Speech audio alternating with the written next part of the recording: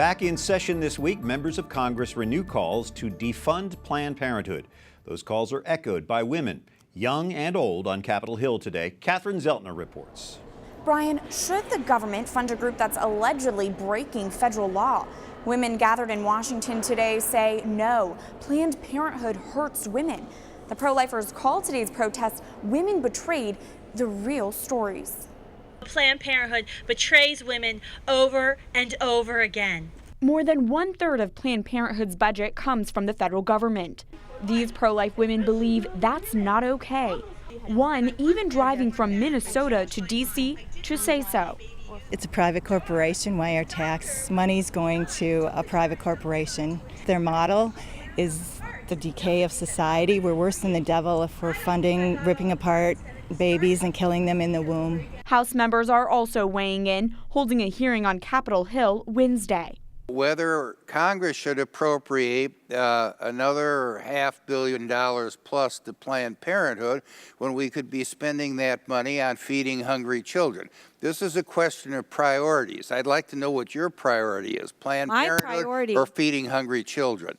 My priority, I think funding Planned Parenthood and the services it provides is equal to feeding children. A concern again addressed at today's rally featuring Senator Rand Paul.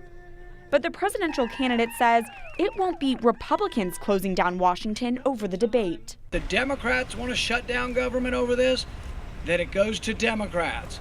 Governor Sarah Palin also stopped by to underline the abortion providers' true services.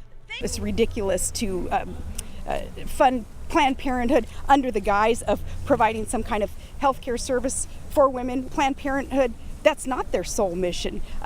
They claim that they do mammograms. They don't do mammograms. The Democratic National Party tells EWTN, quote, "It's not Planned Parenthood that has betrayed women, it's the Republican Party." The debate has intensified since the release of the undercover Planned Parenthood videos. Brian. All right, Catherine Zeltner at the Capitol. Thank you, Catherine. Evangeline Bartz is Associate Corporate Counsel at Americans United for Life. You were at today's rally, Evangeline. Do babies, unborn babies, and infants who are born after an abortion, do they have any legal protection?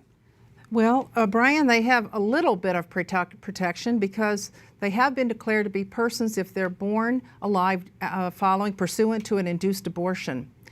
The problem is that there is no mechanism in the federal law as it exists now to enforce that protection and provide for life-saving care for them. If an abortion doctor fails to take care of that child, there's no penalty for that. And so that's a real area where we see at Americans United for Life that we can strengthen protection by adding civil and criminal penalties to our existing law. So if that law were enforced, there would be some protection for these little ones. Well, it has to be amended first, and then it has to be enforced. It has to be amended to include penalties, because if you don't have any penalties, it's very difficult to enforce it. We've all heard the testimony. We've heard the video, the audio from these videotapes that are shocking. But Planned Parenthood says it's doing nothing illegal. If that is the case, then is it our laws that are wrong? Well, first of all, Brian, we don't know whether Planned Parenthood isn't doing something illegal. That's the whole point of the investigations that are going on in Congress right now. There's sufficient evidence in the tapes the videotapes that have been produced that give probable cause for a number of federal law violations. And that's what these investigations that Congress is undertaking is all about. Did Planned Parenthood violate federal law in a number of different areas? And that's exactly what we're hoping Congress will do. You must be encouraged by the support that you saw at today's rally. It was just really wonderful. There was a combination of speakers. We had women who have been victims of abortion speaking out with their personal stories, and those personal stories are compelling.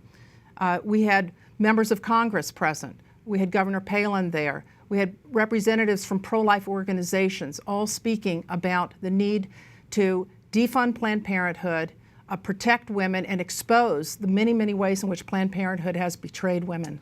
Well, thank you for sharing with us. Americans United for Life's Evangeline Bartz, thanks. Thank you, Brian.